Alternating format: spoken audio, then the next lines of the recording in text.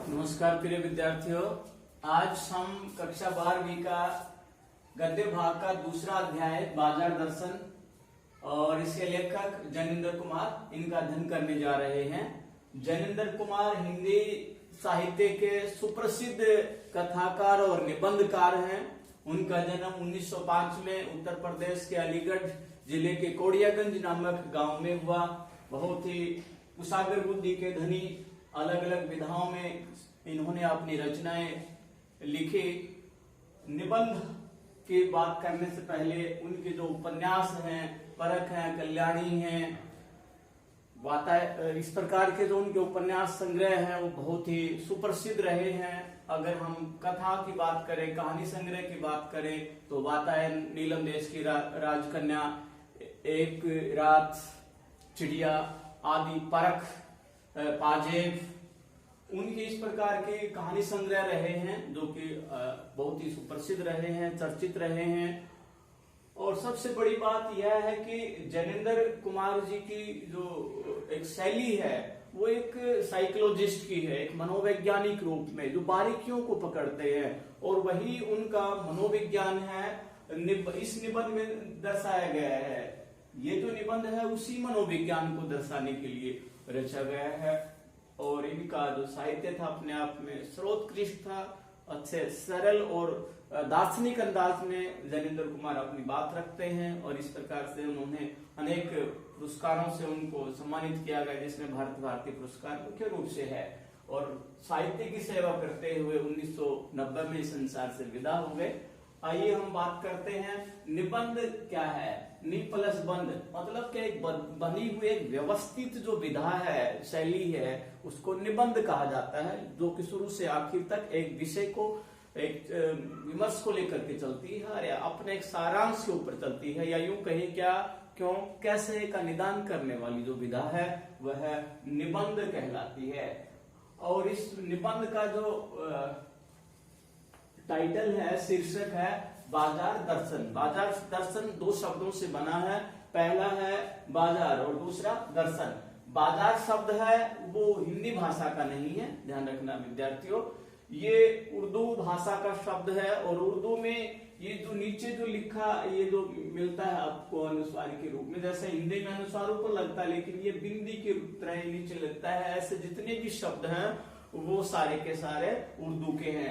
तो इसको उर्दू में क्या बोलते हैं, इस उर्दू के इस मात्रा को क्या कहते हैं, नुक्ता कहते हैं। तो ये नुक्ता जहां लगे तो उर्दू के शब्द हैं। बाजार जहां पर खरीदारी करते हैं, आवश्यक वस्तुएं हैं उनको खरीदने का जो स्थान है, क्रय विक्रय का जो स्थान है, उसको बाजार कहते हैं। दूसरा यहाँ शब्द है दर्शन। दर्शन मतलब देखना। देखने में बहुत सी चीजें हैं, किसी भी चीज को देखना, उसका जो सौंदर्य हमें प्रभावित करता है, उसका आकर्षण हमें प्रभावित करता है। यहाँ दर्शन शब्द का मतलब क्या है, दृष्टिकोण। मतलब क्या है दोनों का, कि बाजार को लेकर के हमारा दृष्टिकोण क्या है, इसके ऊपर लेखक ने आद्योपांत चर्चा की है, एक सुंदर तरीके से ये बात रखी है। बाजार को लेकर के अक्सर हम देखते हैं कि चलो भाई, जो जब भी हमारे पास पैसे आते हैं हम क्या कहते हैं कि बाजार चलते हैं, बाजार में चलने का मन कर रहा है, और बाजार में चले जाते हैं। और अकेले अक्सर हम बाजार में नहीं जाते, अपने दोस्तों के साथ, मित्रों के साथ या पारिवारिक जनों के साथ जाते हैं और वहां से अनाप शनाप वस्तुएं खरीद के लेके आते हैं। तो वो बाजार क्या है, वो बाजार के पीछे हमारा विजन क्या है, दृष्टिकोण क्या है, वो हमारा किस प्रकार का जो नजरिया है बाजार को लेकर के, उस नजरिए को सरल तरीके से और दार्शनिक अंदाज में लेखक ने इस निबंध के माध्यम से प्रस्तुत किया है। तो ये विद्यार्थियों आप देखेंगे कि बाजार दर्शन में जो लेखक अपनी बात जो कहना चाहता है, वो बताना चाहता है, जो संदेश देना चाहता है वो क्या है, बाजार के दिखावटी आकर्षित करने वाले रूप सौंदर्य से बचकर केवल आवश्यक वस्तुओं के खरीदने पर बल दिया है। कि हम जो बाजार का जो दर्शन है वो पाठ हमें यह सीख दे रहा है, शिक्षा दे रहा है, संदेश दे रहा है कि अनावश्यक जो वस्तुएं हैं उनसे हमने बचकर आवश्यक वस्तुओं को ही खरीदना है, ये इसमें दर्शाना चाहता है।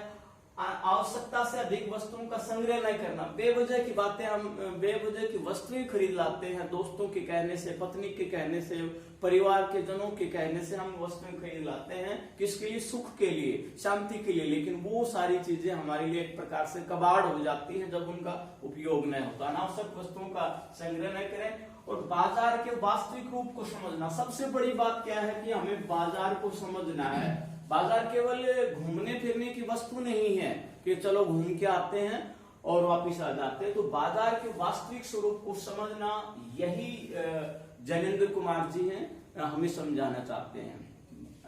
लेखक अपनी बात को कहने के लिए अपने मित्र का इसमें उदाहरण देते हैं। आरंभ में मित्र है, वो बाजार में जाते हैं, पत्नी जाते हैं, बच्चों के साथ जाते हैं, और जितनी भी उनके पास पैसे थे उस सारी वस्तुओं का वो खरीद लेते हैं। अनेक प्रकार की वस्तुएं खरीद लेते हैं और खरीदते जो भी उनको दिखाई देता है।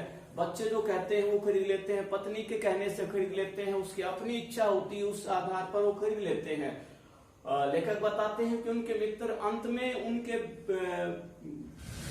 पर्स में, उनके बटुए में जितने भी पैसे थे उनके बटुए में, वो सारा का सारा एकदम खाली कर देते हैं। वो इस प्रकार से दिखाते हैं कि मेरे पास कुछ भी नहीं रहा। और उसके बावजूद भी, इतना संग्रह करने के बावजूद भी, परस खाली होने के बावजूद वो बताते हैं कि मात्र मेरे पास किराया बचता है, लेकिन मन की जो इच्छा है, मन की जो तृष्णा है वो शांत नहीं होती।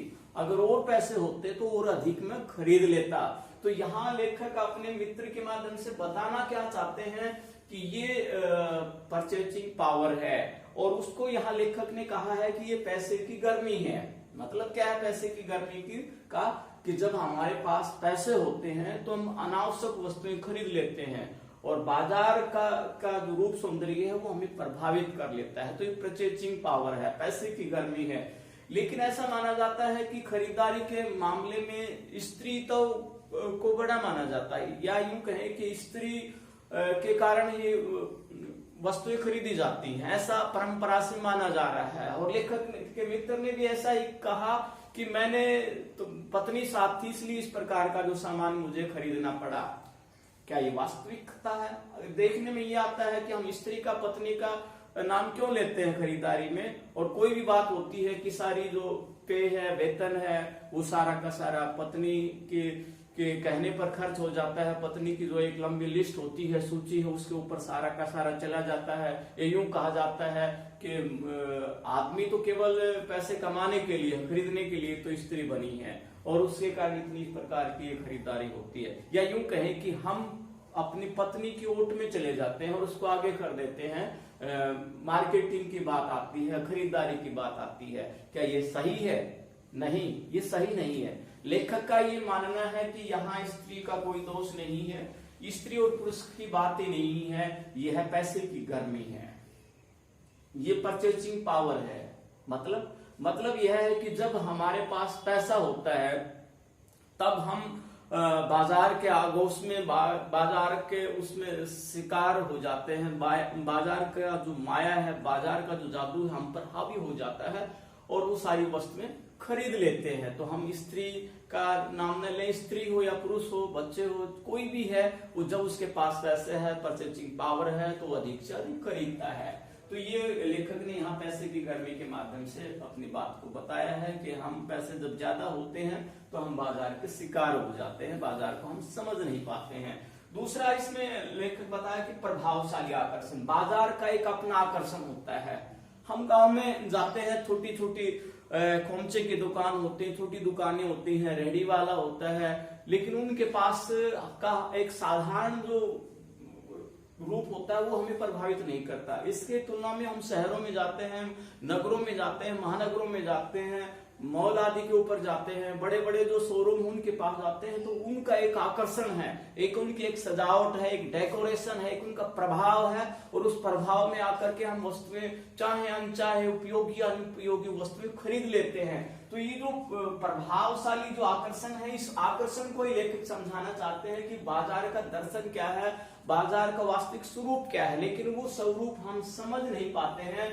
जो उसकी डेकोरेशन है, उसकी सजावट है, उसकी रूप सज्जा है, उसका जो आकर्षण है, उस आकर्षण में हम फंसते चले जाते हैं और इतने फंसते चले जाते हैं, इतने आकर्षित होते चले जाते हैं कि हम उसके शिकार हो जाते हैं। शिकार होने का मतलब यह है कि अनचाही वस्तुएं खरीद लेते हैं। हम चाहते हैं कि ये भी खरीद ले, वो भी खरीद ले, हमारी आवश्यकता से अधिक, या हमारी जो पेइंग कैपेसिटी है, खर्च करने की जो हमारी शक्ति है, उससे भी ज्यादा खरीद लेते हैं। उसके पीछे क्या है? प्रभाव, बाजार का प्रभावशाली आकर्षण, उसकी जो सजावट है, उसकी जो डेकोरेशन है, उसकी हर वस्तुओं की जो एक पैकेजिंग है, उसकी जो सजावट है, उसके हम प्रभावशाली, उसमें प्रभाव में आ जाते हैं। हमें ऐसा नहीं करना चाहिए। बाजार के उस प्रभाव से, बाजार के आकर्षण से हमें बचना चाहिए।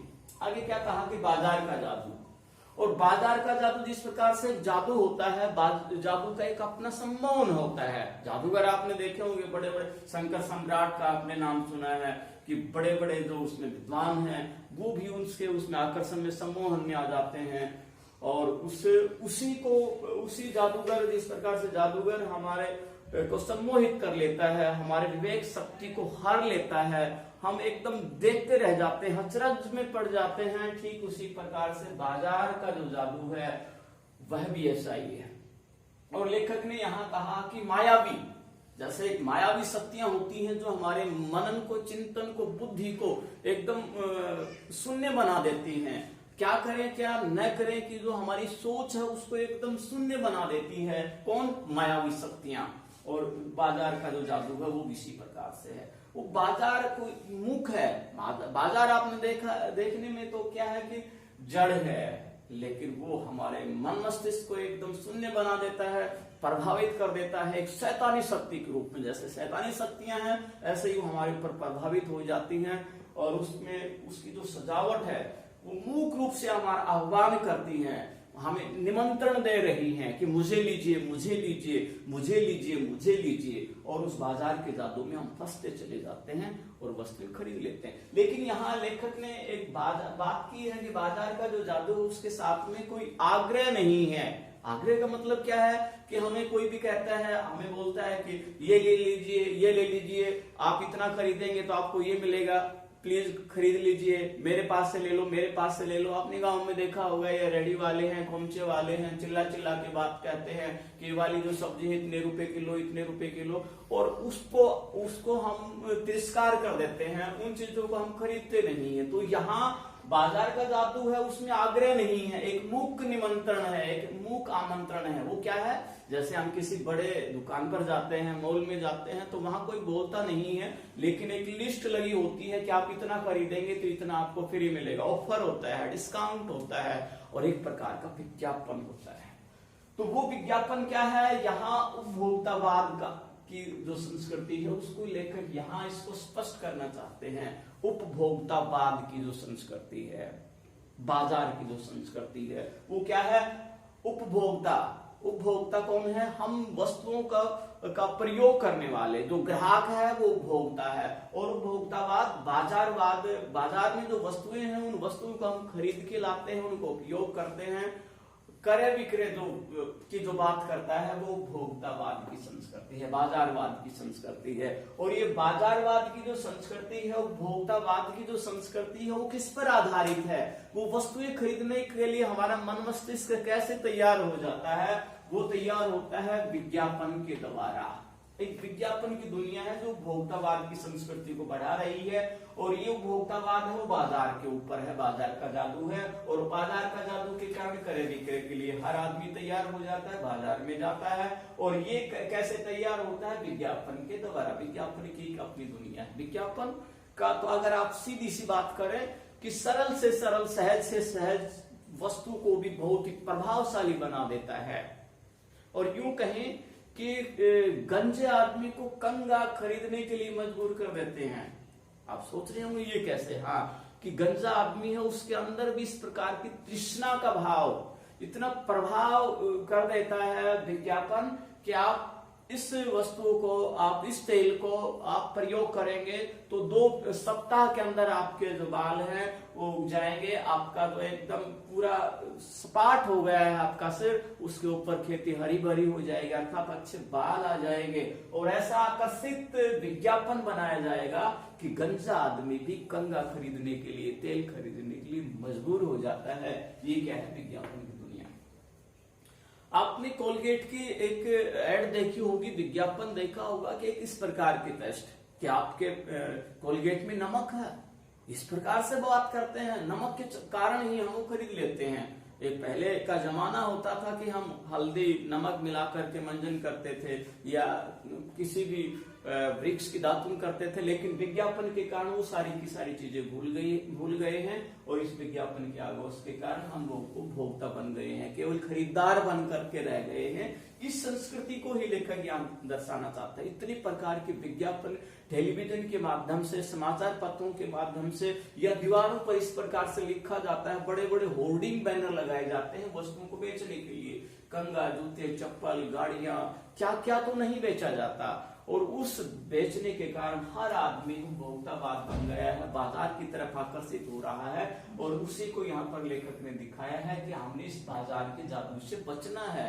हमें केवल उपभोक्ता नहीं बनना है, केवल एक घर वस्तुओं के खरीदार के रूप में हमें अपने आप को प्रस्तुत नहीं करना है। जीवन जीने का जो हमारा तरीका है वो विज्ञापन पर आधारित नहीं हो, हमारी आवश्यकताओं पर आधारित हो, हमारी जो परचेसिंग पावर है, हमारी खरीदने की जो शक्ति है उस पर आधारित होना चाहिए।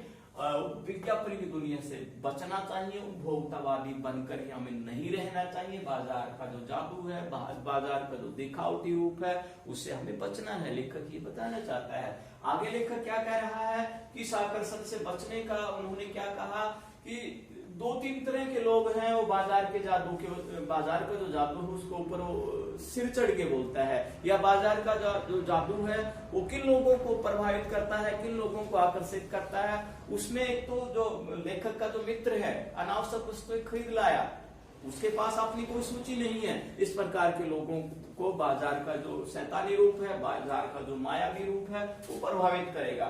दूसरे कुछ लोग हैं, चलो मित्र जा रहा है तो वो भी घूमने के लिए चल जाते हैं और वहां अनचाही वस्तुएं खरीद लाते हैं। कुछ ऐसे लोग हैं कि पूरे दिन बाजार घूमते रहते हैं और शाम को बिना खरीदे वापिस आ जाते हैं। लेखक उनसे ऐसे लोगों से पूछते हैं तो क्या कहते हैं कि श्रीमान जी, हम ये वस्तुएं भी खरीदना चाहते थे, वो वस्तुएं भी खरीदना चाहते थे, लेकिन पूरा दिन बाजार में चला गया और वापिस बिना खरीदे ही वस्तुओं के हम वापिस आ गए। तो ऐसे लोग हैं, उनके ऊपर भी बाजार का जादू चढ़ता है।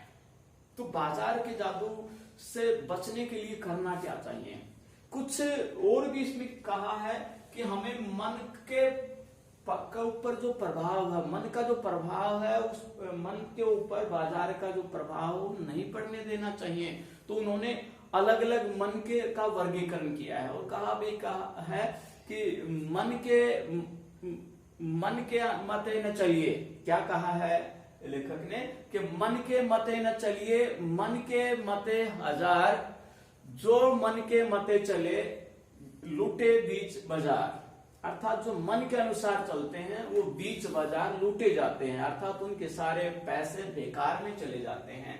तो मन का वर्गीकरण करते हुए लेखक क्या कहते हैं कि खाली मन से लोग बाजार जाते हैं। खाली मन का मतलब क्या है कि हमें खरीदना क्या है, ऐसा उनके दिमाग में नहीं होता, अर्थात ऐसी उनकी कोई पास सूची नहीं होती, ऐसी कोई लिस्ट नहीं होती कि हमने खरीदना क्या है, और चले गए और अनावश्यक वस्तुएं खरीद लाए। तो हमें कभी भी खाली मन से, अर्थात हमें खरीदना क्या है ये अगर हमें पता नहीं है तो हमें बाजार में नहीं जाना चाहिए। और कहाँ वो वस्तु मिलेगी उस वस्तु के बारे में हमें पता नहीं है तो हमें बाजार में नहीं जाना चाहिए। और वस्तु का अनुमानित रेट क्या है, वो कितने मूल्य की है, वो हमें आवश्यकता है या नहीं है, ये सारे प्रश्नों का हमारे पास उत्तर हो तभी हमें बाजार में जाना चाहिए। अगर इस प्रकार से हम जाते हैं तो ऐसे जो लोग हैं वो खाली मन वाले कहलाते हैं। दूसरा बताया है लेखक ने बंद मन। बंद मन का मतलब नकारा। हम वस्तुएं खरीदने के लिए जाते हैं लेकिन बाजार का जो आग्रह है या बाजार की वस्तुओं से हम नकार हो जाते हैं, एक नेगेटिव धारणा बन जाती है कि ये भी अच्छी नहीं है, वो भी अच्छी नहीं है, ये भी अच्छी नहीं है, और हम निराशा के भाव से आ जाते हैं। तो हमें एक नकारात्मक मन से भी हम बाजार में नहीं जाना चाहिए। बंद मन का एक और भी लेखक ने उदाहरण दिया है। क्या कहा है लेखक ने कि कुछ लोग बाजार में चले जाते हैं, बाजार का जादू इस प्रकार के बंद मन वालों को भी है, वो आकर्षित करता है, प्रभावित करता है, वो वस्तुओं को खरीदने के लिए जाते हैं, लेकिन उनके अंदर एक प्रकार का नैराश्य का भाव होता है और नैराश्य के कारण वस्तुएं खरीद नहीं पाते हैं। तो ऐसा नैराश्य का भाव भी नहीं होना चाहिए। लेकिन बंद मन और शून्य मन दोनों अलग अलग हैं। इसमें बंद मन में तो क्या है कि वो नकारात्मकता है और वो वस्तुएं खरीदना चाहता है, लेकिन मोह के कारण, लालच के कारण, लोभ के कारण वो वस्तुएं खरीदना नहीं चाहता ग्राहक। उसके पास पैसे भी हैं, वस्तुओं की आवश्यकता भी है, लेकिन उसके अंदर मोह है, लालच है, और उस लालच के कारण वो बिना वस्तुओं के ही जीवन व्यतीत करता है, या यूं कहें कि पैसे को अपनी मुट्ठी में रखता है और उसको खरीदता नहीं। तो ऐसे जो लोभी वर्ती के जो लोग हैं उनका मन भी बंद होता है। तो ऐसे लोगों को बंद मन वाला कहा है। लेकिन यहाँ एक शून्य मन शब्द का भी प्रयोग किया है। तो बंद मन और शून्य मन दोनों अलग अलग हैं। शून्य मन का मतलब कि आपके मन में कोई इच्छा न रहना, अर्थात इच्छाओं का अभाव, क्या है, ये शून्य मन है। बंद मन में इच्छाएं तो है लेकिन खरीद नहीं रहा है। शून्य मन में क्या है कि वस्तुएं खरीदने के प्रति कोई लालच नहीं है, कोई तृष्णा नहीं है, अर्थात इच्छाओं का एक प्रकार से दमन, स्वैच्छिक दमन, वो क्या है, शून्य मन। और इस प्रकार का जो शून्य मन है वो योगी लोगों का होता है, तपस्वी लोगों का होता है, एक पूर्णता का प्रतीक है। सामान्य लोगों का जो मन है वो कभी खाली नहीं हो सकता। अगला बताया है कि बाजार का जो जादू है उन्हीं लोगों के लिए उपयुक्त होता है, सार्थक होता है, जो सुरुचि तरीके से एक अपने मन को तैयार करके जाते हैं। उन्हीं लोगों के लिए मन को तैयार करके जाते हैं, या भरे पूरे मन से जाते हैं कि जो वस्तु की आवश्यकता है उन आवश्यकताओं के अनुसार वस्तुओं को खरीदते हैं और वापस आ जाते हैं। ऐसे लोगों ही बाजार की सार्थकता के लिए लेखक ने भगत जी का उदाहरण दिया है, जो चूर्ण बेचते हैं। उसकी अपने एक दुनिया है, एक प्रभावशाली, बहुत ही अच्छा चूर्ण बेचते हैं, और वो चांदनी चौक जाते हैं। चांदनी चौक ये दिल्ली के चौक की बात नहीं है, कोई भी जो भरा पूरा जो बाजार है उसमें है, वो बाजार में जाते हैं, बाजार को देखते हैं। बाजार का जो जादू है, बाजार का आकर्षण है, भगत जी को, चूर्ण वाले को प्रभावित नहीं करता। उसको ये पता है कि कौन सी दुकान में जाकर के तुम्हारा जो सामान है वो मिलेगा, कच्चा माल मिलेगा, अर्थात उसको काला मिर्च, काला नमक कहाँ से लेना है, उसको जीरा कहाँ से लेना है, और उन वस्तुओं को खरीद करके वो वापिस आ जाता है, चूर्ण बनाता है और प्रतिदिन 6 आने की कमाई करता है। हालांकि जो चूर्ण वाला है वो इतना प्रभावशाली चूर्ण बनाता है कि उसकी बड़े मार्केटिंग कर सकता है, विज्ञापन कर सकता है, हजारों रुपए कमा सकता है, लेकिन उसका एक अपना संतोषी जीवन है।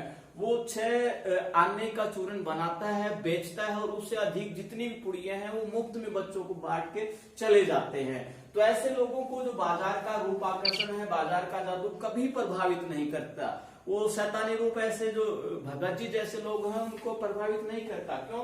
क्योंकि उन्होंने क्या करना है उनको पता है। बाजार में वो खाली मन से नहीं जाते, उनका मन है वो भरा रहता है। उसको खरीदना क्या है, वो जाता है अपना, वहां से काला नमक है वो जीरा खरीद के वापस लाते हैं, अपने चूर्ण बनाते हैं और बेच देते हैं। कभी भी किसी पेशगी में या बाजार में और अधिक प्राप्त करने की लालसा नहीं है। भगत जी जैसे लोगों का मन है संतोषी है। और क्या कहा है कि लेखक ने कि हालांकि भगत जी वो अनपढ़ हैं, ज्यादा पढ़े लिखे नहीं हैं, और एक तरफ जो पढ़े लिखे लोग हैं कितने अनाप शनाप वस्तुएं खरीद लेते हैं, वो उनकी पढ़ाई है, उनकी एजुकेशन है। लेकिन एक जो चूर्ण वाला भगत जी है, एक सामान्य सा पढ़ा लिखा होने के बावजूद भी उस अपने विवेक के ऊपर काम करता है, एक सुंदर जीवन व्यतीत करता है। ऐसे जो लोग हैं, भगत जी जैसे लोग हैं, वो बाजार की सार्थकता को समझते हैं, या यूं कहें कि बाजार का जो असली जो दृष्टिकोण है, बाजार का जो दर्शन है, वो भगत जी जैसे लोगों के कारण है।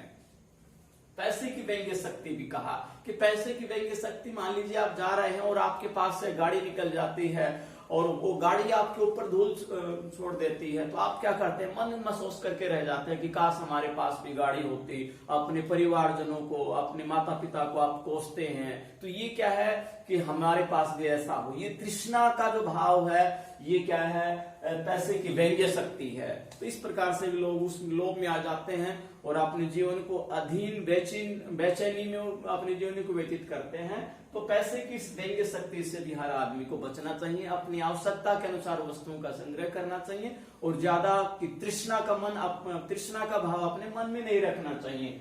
भगत जी का जो दृष्टिकोण है, इस पाठ का सारांश है, इस पाठ का उद्देश्य है कि हमें आवश्यकताओं से अधिक वस्तुओं का संग्रह नहीं करना चाहिए। जितनी वस्तुएं हमें जरूरत है उनको पहले सूचीबद्ध करना चाहिए और जहां से मिलेगी उन वस्तुओं को खरीद के लानी चाहिए। ज्यादा प्राप्त करने की इच्छा हमारी नहीं रहनी चाहिए। कहा भी है ना कि एक संतोषी जीवन कैसा, कि गोधन बाजे धन और रतन धन खान, जब आवे संतोष धन सब धन धूलि समान। अर्थात हमारा जो जीवन है वो आकर्षण से भरा न हो, दिखावटीपन न हो, उसमें बाजारूपन न हो। जीवन में संतोषी जीवन होना चाहिए, धैर्य होना चाहिए और हमें पता होना चाहिए करना क्या है, क्या नहीं करना है, क्या खरीदना है, क्या नहीं करना चाहिए, इसकी हमें जानकारी होनी चाहिए। आगे कहा कि बाजार की सार्थकता, और भगत जी जैसे लोग हैं वही बाजार को सार्थक करते हैं, बाजार को उपयोगी करते हैं। बाजार की सार्थकता का मतलब क्या है, अभिप्राय क्या है? बाजार की सार्थकता का मतलब यह है कि हमें जो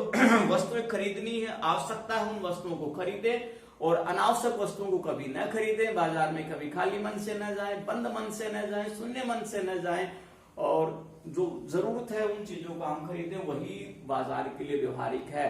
हम केवल एक वस्तुओं के उपभोक्ता बन करके न रह जाएं, अर्थात एक मन में ऊहापोह न हो, हम बाजारूपन न बढ़ाएं, क्योंकि बाजारूपन से है कि मन में तृष्णा बढ़ती है। एक परिवार दूसरे परिवार से दूर होता चला जाता है। हमें कोठी बंगला गाड़ी ऐश्वर्यपूर्ण एक दिखावटी जीवन में चले जाते हैं और दिखावटीपन के कारण जो सौहार्द का जो जीवन है वो लुप्त हो जाता है, सुहृदयता की भावना खत्म हो जाती है, साधारण जीवन शैली की बात खत्म हो जाती है। भगत जी का दृष्टिकोण है वो हमारा ऐसा जीवन होना चाहिए, न अधिक दिखावा नहीं होना चाहिए, आवश्यकता के अनुसार वस्तुओं को खरीदना चाहिए। तो इसमें बाजार के लिए भी सही है और हम खरीदारी के लिए। कहने का मतलब क्या है, बाजार दर्शन का यही सारांश है कि सारांश यही है प्रिय विद्यार्थियों, केवल आपके लिए नहीं हर मानव के लिए निबंधकार जैनेन्द्र कुमार यही संदेश देना चाहता है कि हमें अनावश्यक वस्तुओं का संग्रह नहीं करना चाहिए, विज्ञापन की दुनिया से बचना चाहिए, जो वस्तुओं की हमें जरूरत है उन्हीं को खरीदना चाहिए। यही बाजार दर्शन है और यही बाजार की सार्थकता है। जय हिंद, जय भारत।